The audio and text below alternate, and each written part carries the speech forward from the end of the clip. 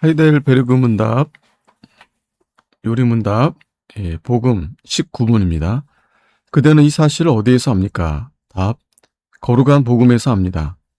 이 복음은 하나님께서 친히 낙원에서 처음 계시하셨고 후에는 거룩한 족장들과 선지자들을 통해서 선포하셨으며 또한 율법의 희생 제사들과 기타 의식들로 예표하셨고 마지막에는 그의 독생하신 아들로 말미암아 성취하신 것입니다. 해설, 이 질문은 본 요리문답의 제3문과 상응하는 것인데 여기서는 그대의 구원을 어디에서 압니까? 라고 묻고 이에 대해서 복음에서 압니다. 라고 답하는 것입니다. 그러므로 중보자에 대해서 논의하였으니 이제는 그 중보자를 계시하고 묘사하고 우리에게 제시하는 교리에 대해서 논해야 하는데 바로 복음이 그것입니다. 그리고 복음에 대해 다룬 다음에는 우리가 중보자와 그의 은택의 참여자들이 되는 길, 이는 믿음으로 말미암는 것이다 에 대해서 다루어야 할 것입니다. 그러면 먼저 복음에 대해 말하기로 하겠습니다. 복음은 지극히 타당한 것으로 중보자의 교리와 언약의 교리에 뒤따라오도록 되어 있습니다. 그 이유는 다음과 같습니다. 중보자가 복음의 주제이기 때문입니다. 복음은 그가 과연 누구시며 어떤 종류의 중보자이신가를 가르칩니다.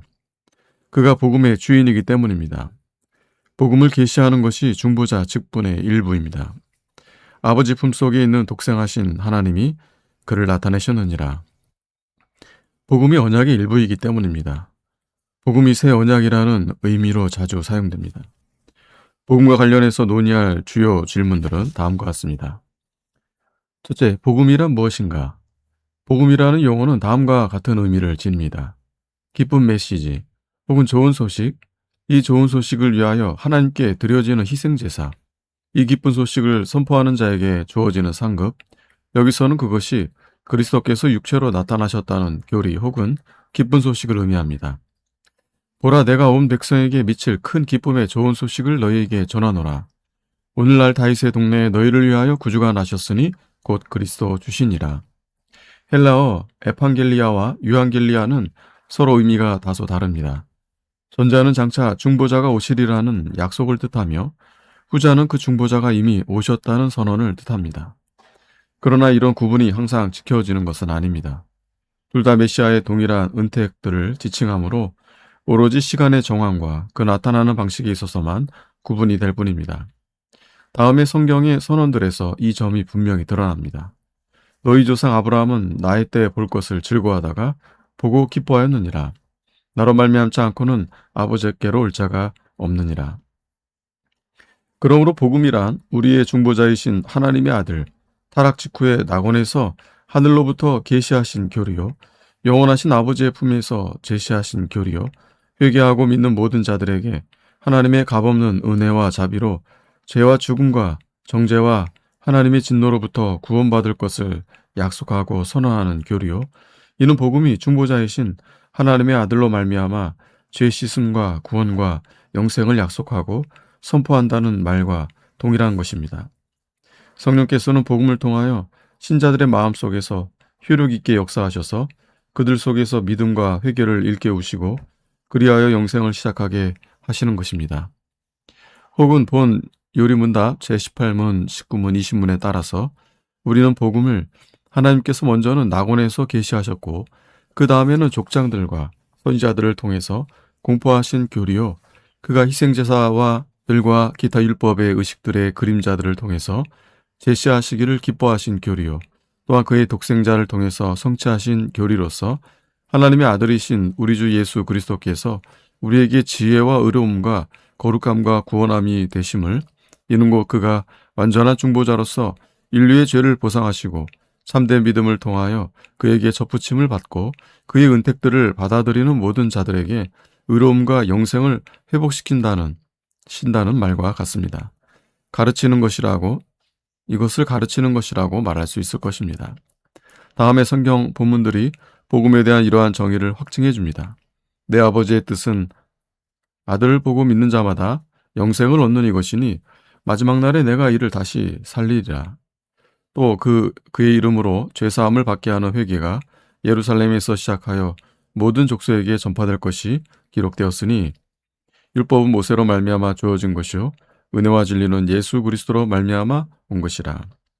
둘째, 교회는 항상 복음을 알아왔는가? 아니면 복음이 전혀 새로운 교리인가? 복음은 때로는 은혜의 약속과 또한 장차 오실 메시아의 희생으로 말미암아 값없이 베풀어지는 바 죄 씻음에 관한 교리를 의미하고, 그 다음에는 이미 오신 메시아의 교리를 의미하기도 합니다. 후자의 의미는 신약과 더불어 시작됩니다. 그러나 전자의 의미는 교회 안에 항상 있어 왔습니다. 타락 직후에 낙원에서 우리의 시조들에게 계시되었고, 그 후에는 족장들과 선지자들에 의해서 선포되었으며, 마침내 그리스도 자신을 통해서 완전히 성취되고 계시되었습니다.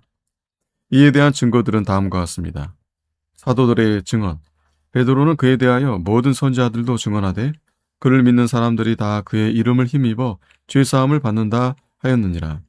이 구원에 대하여는 너에게 임할 은혜를 예언하던 선지자들이 연구하고 부지런히 살폈느니라 라고 말씀합니다.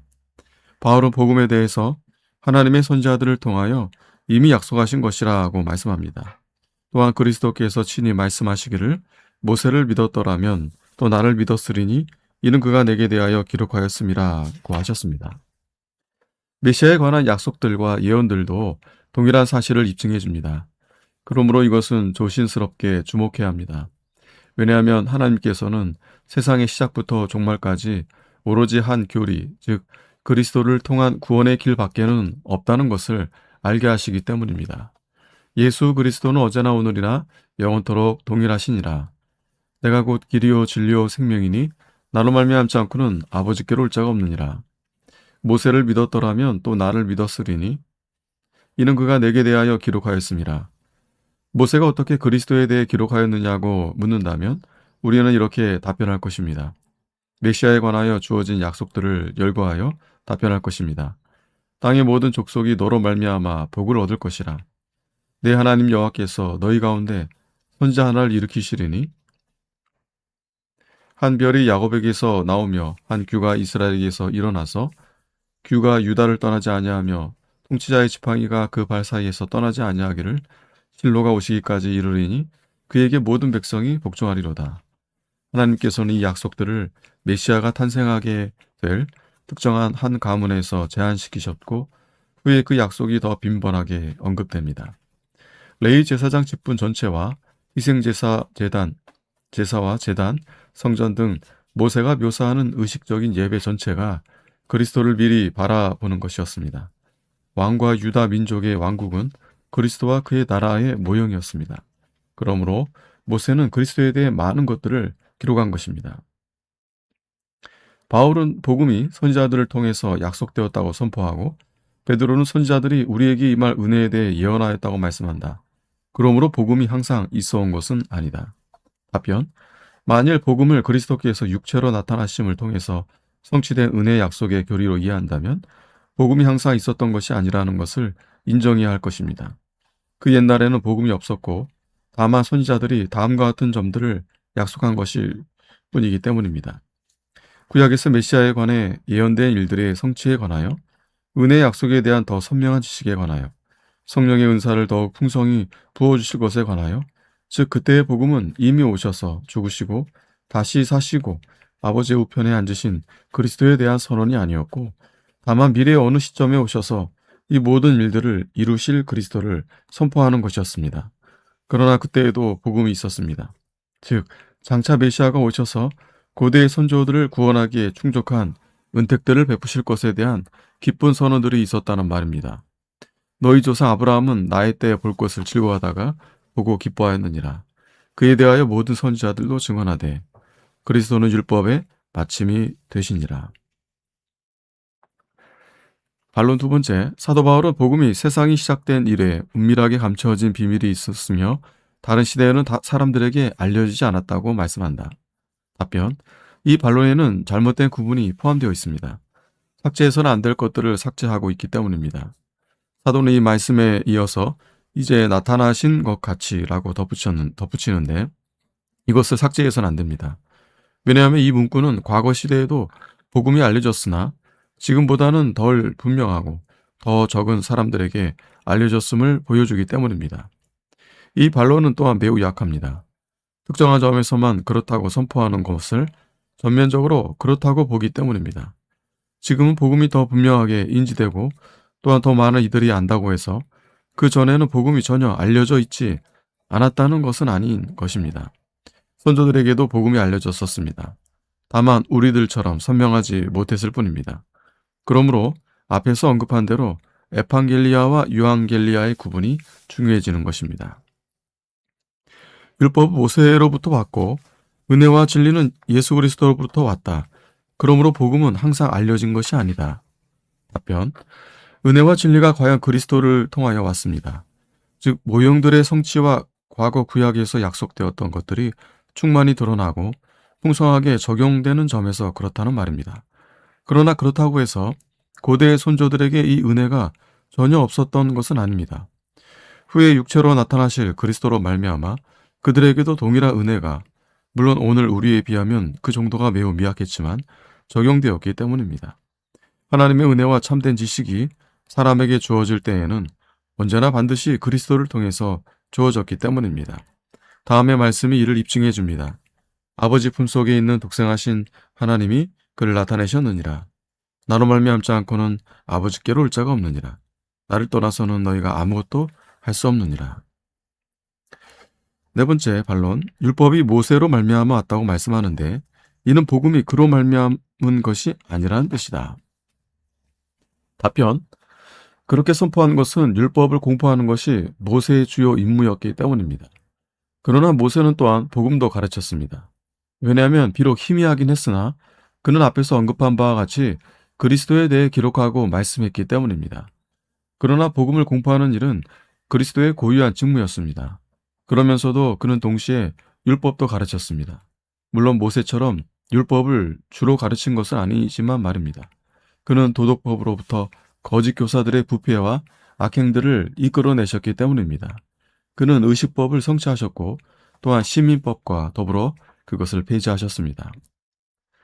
셋째, 복음은 어떤 점에서 율법과 다른가? 복음과 율법은 둘 다 하나님으로부터 오는 것이며 또한 하나님의 본성과 뜻과 일에 관하여 둘 다 뭔가를 계시한다는 점에서 서로 일치합니다. 그러나 이 둘은 서로 크나큰 차이가 있습니다.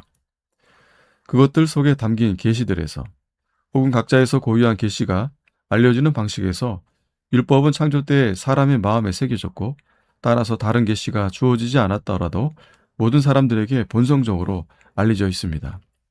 이방인들은 그 마음에 새긴 율법의 행위를 나타내느니라. 그러나 복음은 본성적으로 아는 것이 아니라 오직 중보자이신 그리스도로 말미암아 교회에게 신적으로 계시된 것입니다.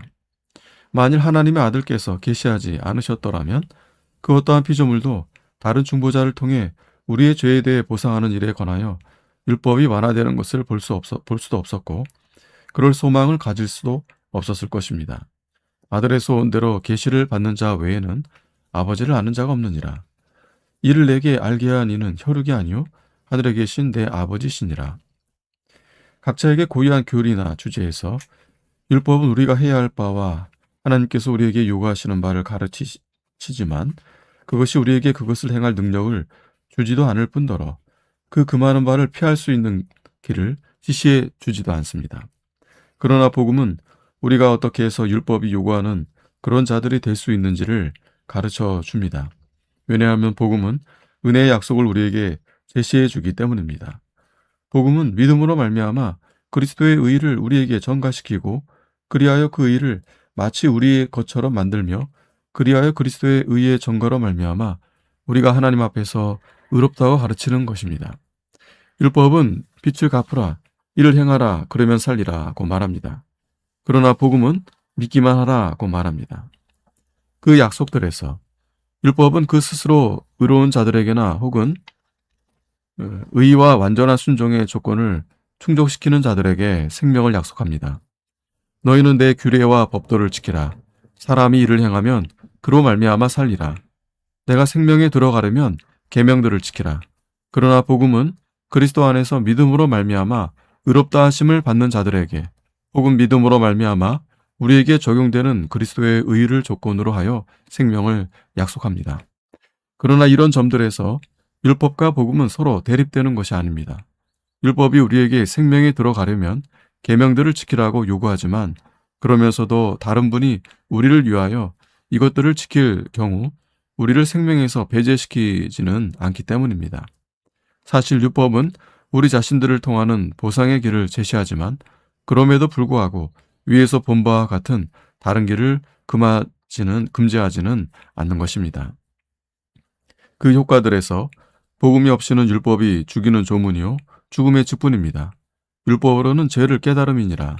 율법은 진노를 이루게 하나니 율법 조문은 죽이는 것이요 우리가 반드시 해야 할 바에 대한 외형적인 설교와 단순한 지식은 율법 조문을 통해서 합니다. 그것이 우리의 의무를 선포하며 또한 하나님이 요구하시는 의의를 선포하기 때문입니다. 그러므로 그것을 이행할 수 있는 능력을 주는 것도 아니요 또한 그것을 얻을 수 있는 길을 지적해 주지도 않고 우리의 의의를 트집잡고 정죄하는 것입니다. 그러나 복음은 생명의 직분이요 영의 직분입니다. 즉 거기에 성령의 역사하심이 연합되어 있으며 따라서 죄 가운데서 죽어있는 자들을 살린다는 것입니다. 성령께서 택한 자들에게서 믿음과 생명을 일으키시는 것이 바로 복음을 통해서 되어지는 일이기 때문입니다. 복음은 모든 믿는 자에게 구원을 주시는 하나님의 능력이 됨이라. 반론, 복음에는 교훈이나 명령이 없고 오직 율법에게만 있다. 회개의 설교는 하나의 교훈이다. 그러므로 회개의 설교는 복음에 속한 것이 아니라 율법에 속한 것이다. 주 전제를 전반적인 의미로 취하면 그것을 받아들일 수 없습니다. 이 교훈은 우리더러 믿으라 하고 그리스도의 은택들을 받아들이라고 하며 새로운 순종을 혹은 율법이 요구하는 바 의의를 행하기 시작하라고 명령하는 것으로 복음에 고유한 것이기 때문입니다.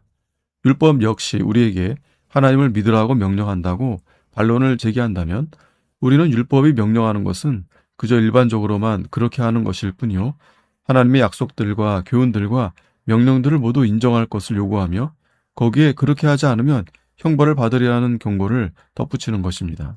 그러나 복음은 우리에게 분명하고도 구체적으로 믿음으로 은혜의 약속을 받아들이라고 명령하며 또한 성령과 말씀으로 말미암아 우리가 받은 바 하늘의 부르심에 합당하게 행하라고 권고하는 것입니다.